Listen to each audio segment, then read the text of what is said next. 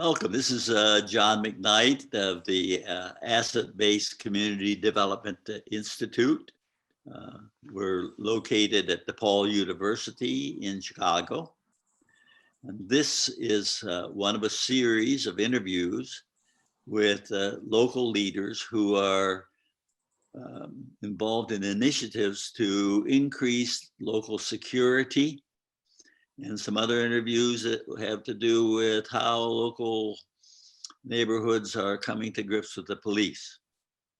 This particular interview is one where we want to learn what a neighborhood has done on its own with its own people to deal with security issues.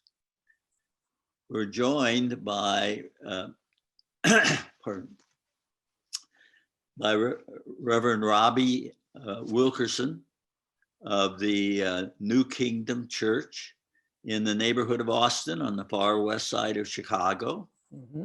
And he's been an important activist and actor in initiatives there that have to do with community security. So I wonder if we could begin, Reverend Wilkerson, if you could give us a brief description of the Austin neighborhood.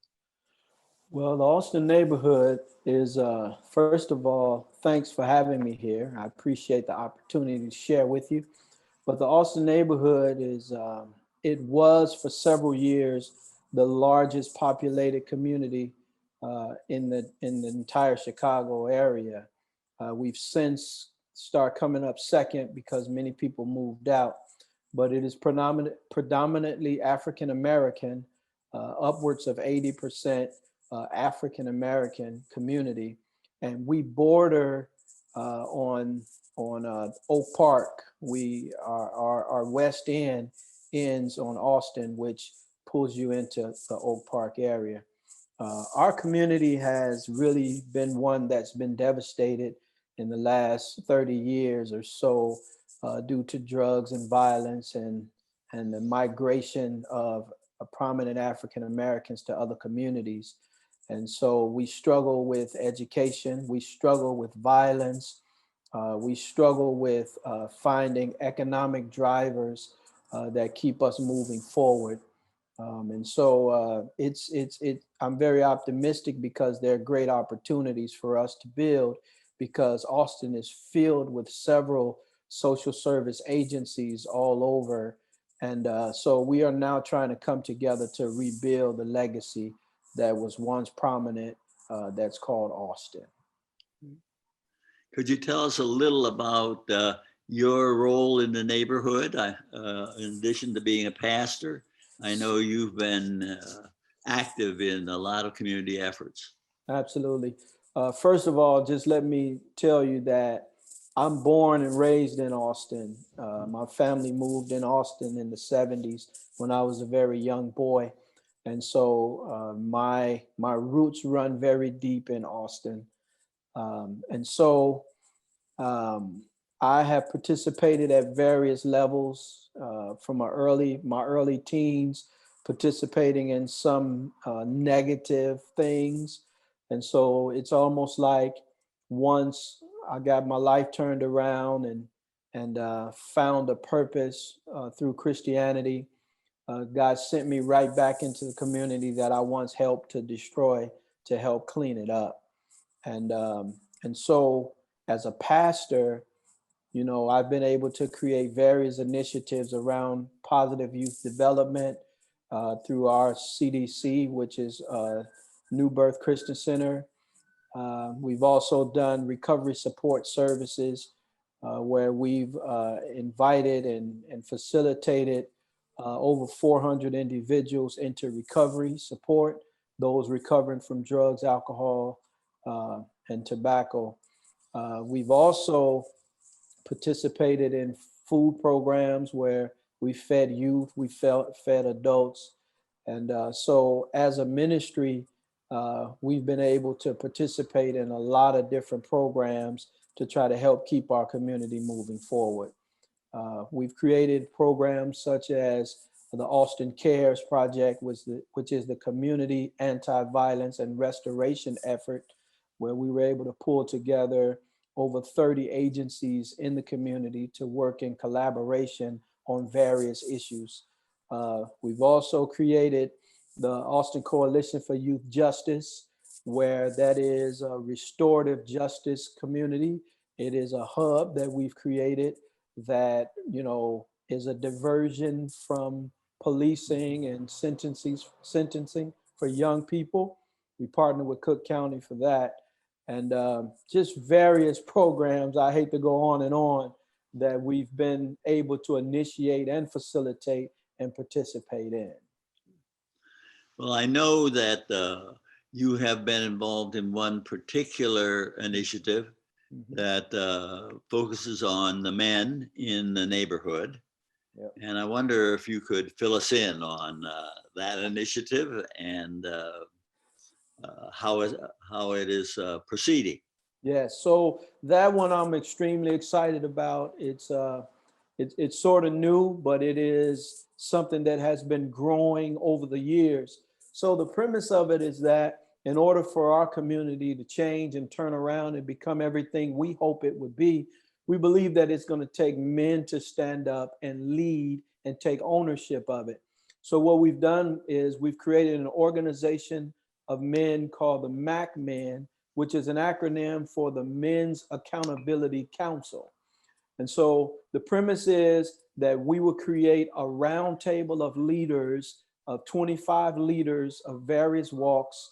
And then through that council and that table, we will recruit upwards of 2,000 men that live in, work in, worship in, or grew up in the Austin community.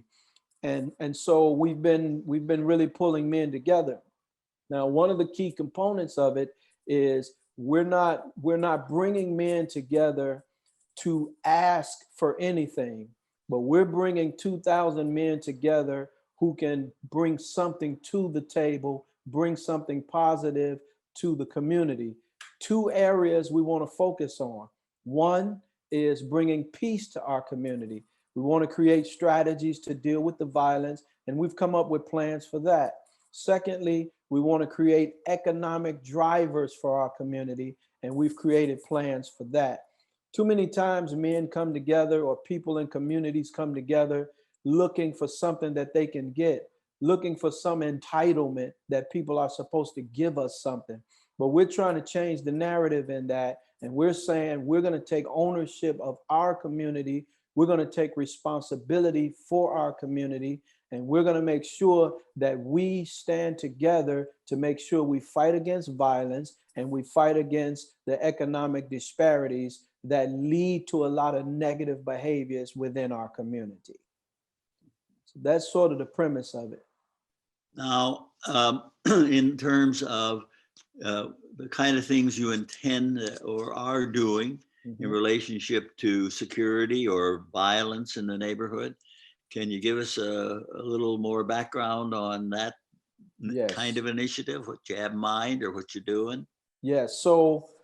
So you kind of have to be in the community to understand this dynamic, but I'll try to explain it. So in terms of violence, we come to realize that a lot of the violence comes from what could be considered hybrid gang activity, because now the gangs in our community have branched off and created these small little groups of what could be considered gang members. So now, back in the day, the gangs were based on various territories and things like that. But now what has happened is these sub gangs, as we call them, or subgroups, they are based on various pockets or blocks that they live on.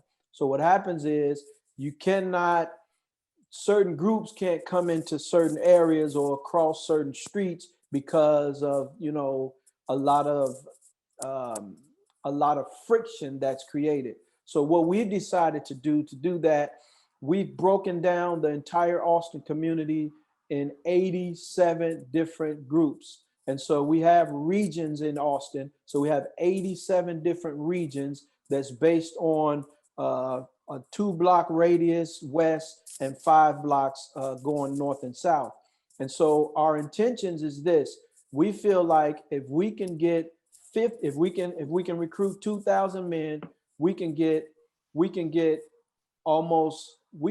maybe 50 men to be responsible for all of those different regions. And not 87, I'm sorry, 27. I'm sorry, it's 27 groups, regions, and not 87, 27 regions.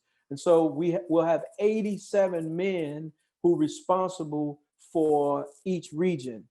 So now you have 87 men who's responsible for making sure that if anything violent happens in that community, that they can respond accordingly.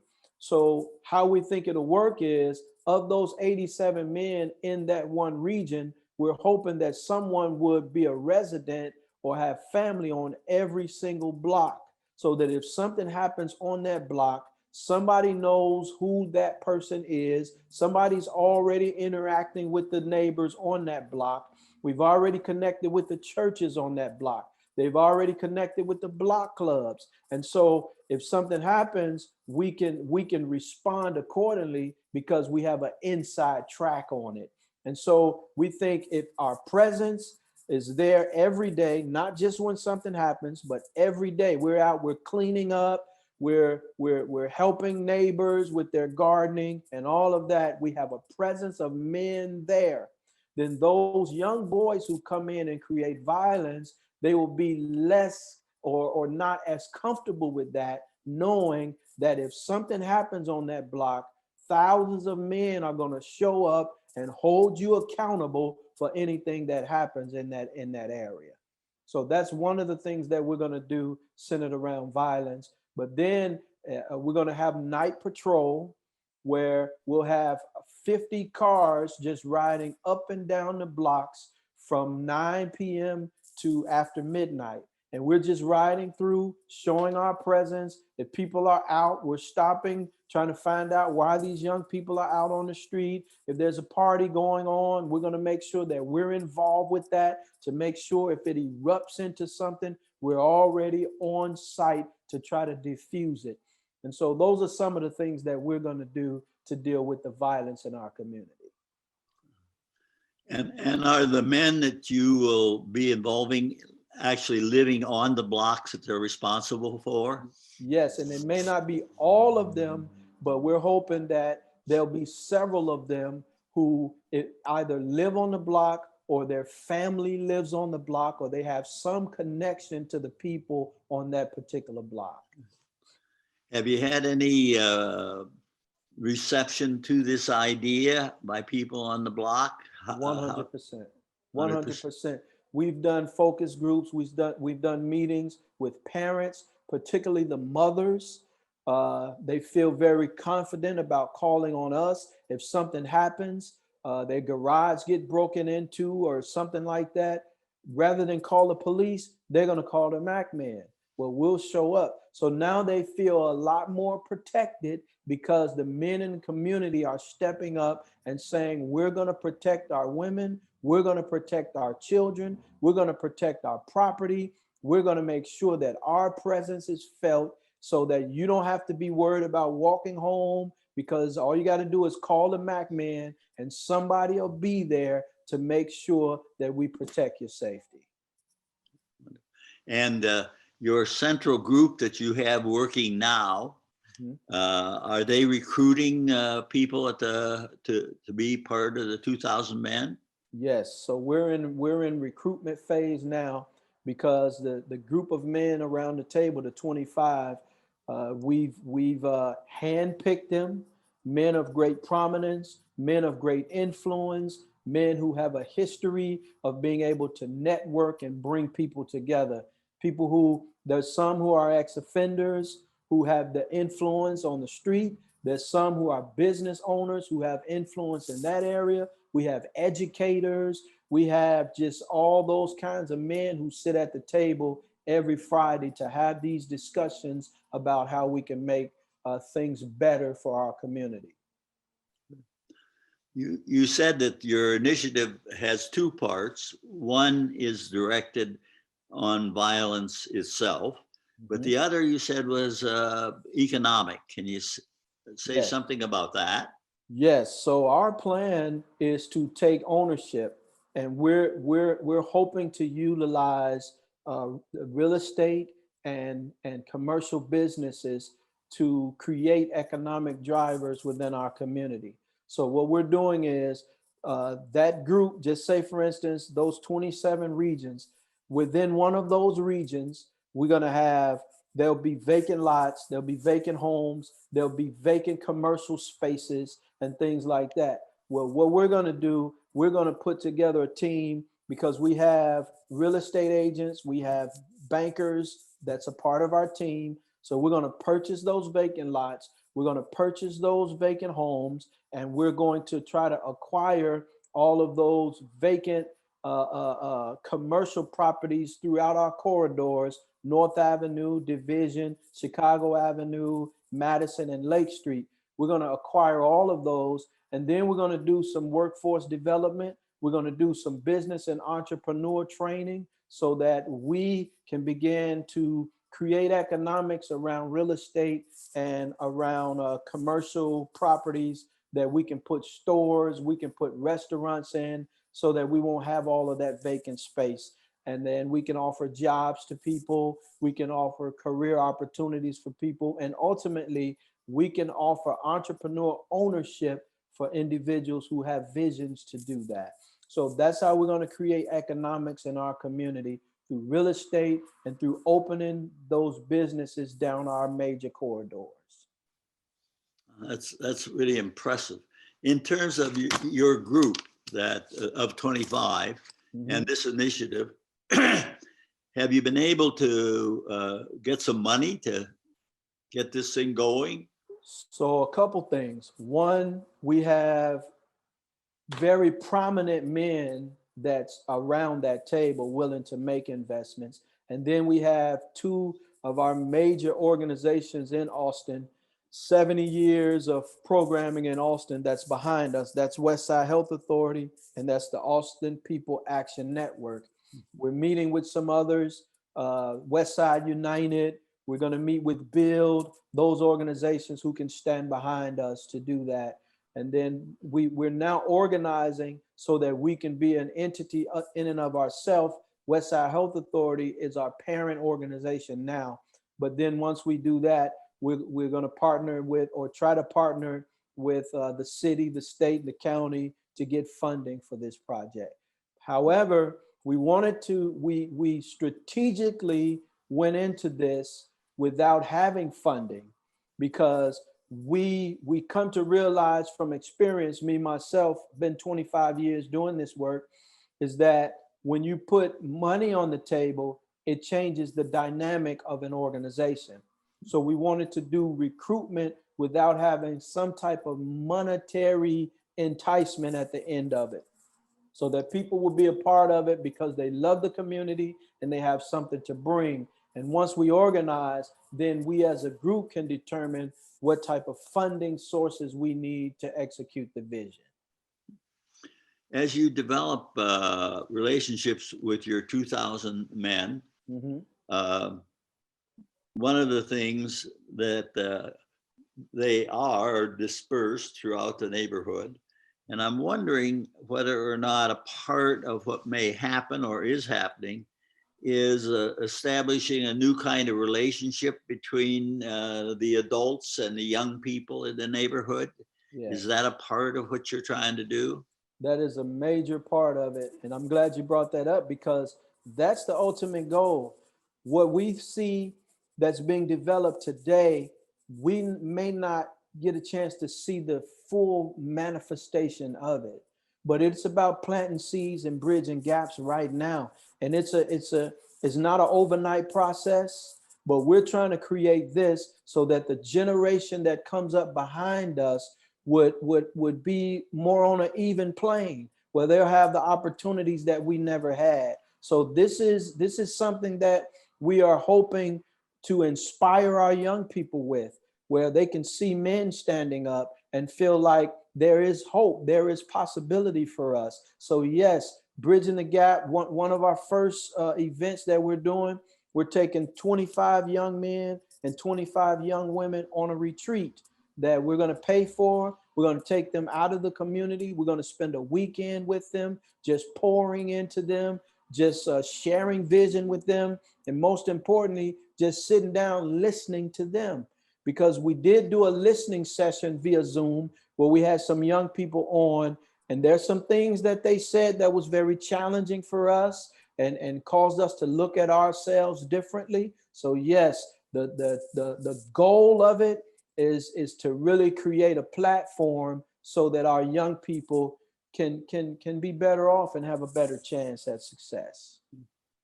Well, that's a real investment in the future, and I think it's good that you see this not as a one-shot program. Absolutely. But it's a community building activity, sounds like. It is. Absolutely. Yeah. That's what we're hoping for it to be. And it's evolving to that quickly. People are hearing about the MacMan. People are calling saying, how can I help? How can I be a part? What can I do? And so we know that this is the season for us to step up. This is our time to really execute a larger vision like this. Well, I really appreciate your sharing this with us, and I hope that people who have a chance to look at this will get some ideas for their own communities. Mm-hmm. If anybody wanted to get in touch with you or the organization, is there a way that they could do that? Yes, they can. As I said, Westside Health Authority is our parent organization now. I'm currently an employee here. And so my email is rwilkerson@healthauthority.org. That's rwilkerson, WILKERSON @healthauthority.org. They can reach me via email, or if they want to call me, 708-752-1980. I'm available all times, day or night, for anyone who wants to get involved, or most importantly, people who have other ideas that we may not have thought about, because we're not asking people to stop what you're doing. We're asking people to just connect so that some initiatives we can work on together. Because just imagine if you're having something that you feel is going to impact the community, you're giving away something, you're having a rally. Just imagine 2,000 men showing up to support your effort, how powerful that would be. We want, if we want to show up at our elected officials to let them know that we're serious, imagine 2,000 of us showing up. So it's more of, what you're already doing, tie into us. So when it's time for you to do something, you'll have the MacMan backing you up. That's a wonderful activity and a vision for the neighborhood. Austin's fortunate to have you. Amen. So I appreciate your giving us your time. We've known about and cooperated with the Westside Health Authority for almost a generation now. Absolutely. And so you've got a wonderful home from which you can build out. So Absolutely. Thank you for joining us, and may you succeed in every way. Yes, sir. Our hopes and dreams are with you. Again, I thank you for creating this platform for us to get the message across. And I know we'll stay in contact. And, I certainly appreciate your interest in what we're doing.